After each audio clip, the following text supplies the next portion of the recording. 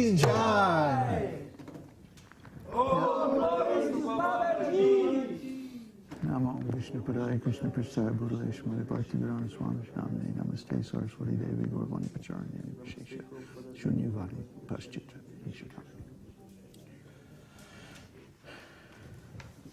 Hare Krishna. Are you okay? I'm fine. Oh, okay. So, welcome to another evening darshan. Nobody gets out of here without being chastised, so don't worry about it. Today we have to ask some of our posters on the website to please go study English.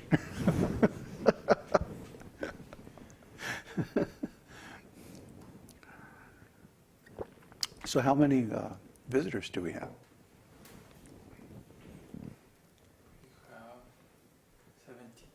17. Not bad for, what is it, Wednesday night?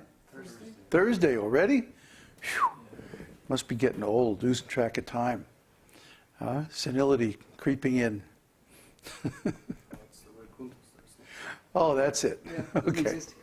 That's good. Yeah, really. Time is for materialists.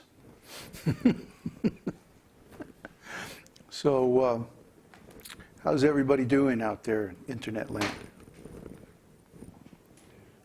Where's my thing? Ah, here it is. Any questions or concerns or observations or anything before we begin?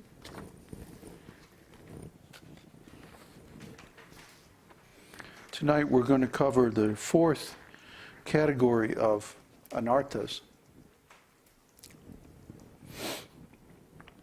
which are called Hriday Daurbalya. Hriday means a heart, of the heart. And Daurbalya means weakness. Bala is strength.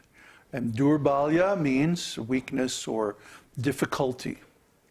So we see many people in this world today suffer from this weakness of heart. The educational system in particular trains us to be very weak at heart and not to have much in the way of personal plans or desires outside of very, very narrow range that is considered allowable or desirable by the corporate owners and other people who like to exploit the people. So we're trained up to follow herd mentality. Not to think for ourselves, not to observe reality and draw our own conclusions, but to listen to words and to respond to words instead of observing and thinking about what we observe. What a concept. I think it's called science. And if you do this, if you actually watch what happens and then think about it and draw your conclusions from that, it's the other one. It's over there. Yeah. You will find that the official sanctioned version of so-called reality is not reality at all. It's simply words, and people actually believe in words, and they live and die for words, such as patriotism, nationalism, thisism, thatism, different beliefs, which are all only based on words. We like to say, we don't want you to have a lot of faith when you approach the esoteric teaching. We want you to have just a little faith. Enough to try the process and observe the results in yourself. And if you try the process and you actually perform it according to all the specifications given in the scriptures, you will certainly experience the result. So we say, don't believe in my words. Try them. and sample the result. Experience it for yourself. Then you see whether or not we're telling the truth, whether or not we're believable. We don't want faith. We want credibility. We want to speak things, and then when you try them, they actually come out true. That's much better than saying, believe in this and that and the other thing. I can say, believe in Krishna. Believe that Krishna is God. Believe that Lord Chaitanya is the incarnation of God.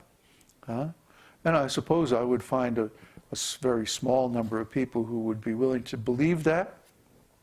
But it's much more powerful if I can say, try this, do this, and see what happens.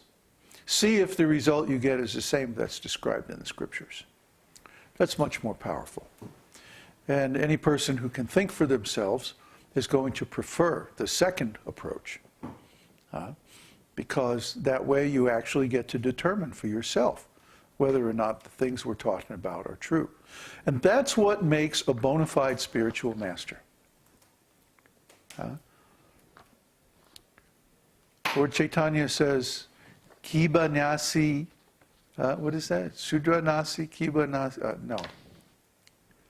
Anyway, whether you're a Brahmana or a Shudra or whatever you are, doesn't matter what you are. If you know the science of Krishna, then you are a bona fide spiritual master. That's the qualification given in the actual scriptures. That's the qualification given in our line. If you know the science of Krishna. And what is that science? Does it mean that, at the mere mention of the word Krishna, I go into some trance and then, or I giggle a lot or something, No. What it means is that I know the science. I can explain the science to you. I'm a science teacher. That's why we find that our students who have some background or inclination towards engineering, that kind of mentality, they do very well. Because this is an engineering mentality. You have a few kind of rules of thumb. A rule of thumb is not an exact scientific law, but it's a principle that guides action. And then you observe the results of your action, and then from there, by a process of successive approximation, called debugging, you reach the intended result. Because words are never perfect as a means of transmitting information. Mathematics is a little better. And we try to use our words in a mathematical, precise way, but since few people want to go to the trouble of reading the dictionary, and we can use them that way all we want, but there's still going to be some misunderstanding on the other end. Unless you, of course, are willing to go through the effort of actually learning the English language, which would make our job a lot easier if you would, but, realistically, a lot of people aren't going to do that. So basically, here's what you have to do, is take what you get from the things we say, put them into practice, and see how close you get to the results. And then adjust things from there until you actually get the result. That's an engineering mentality. It's a little bit different from a Brahminical mentality or a scientific mentality, where we give precise formulations. And then you can just go into your lab and apply those immediately, get the result. That's when you reach the actual Brahminical platform, that's how it is.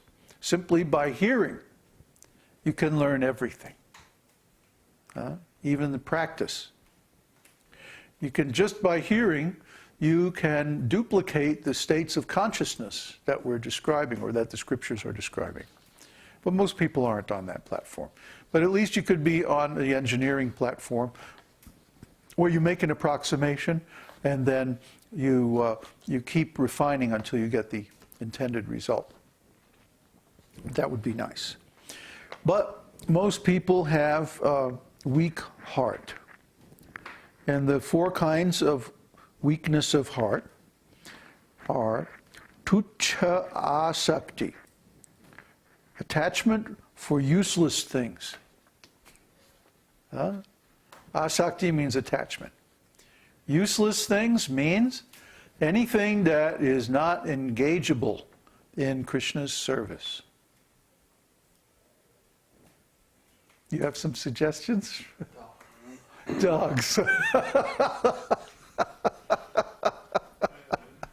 Krishna has a pet dog. Yeah? It's a cow herding dog. See, now that's not useless. Yeah. Cow herding dogs don't bark. No. Yeah. Huh? I should specify poodles. Yes. Poodles are nasty little things, and they're completely useless. But you know why cow herding dogs don't bark? No. Because cows hate barking. Cows, yeah, they really don't like barking. They don't like being yelled at. You want to get a cow pissed off at you, just yell at her.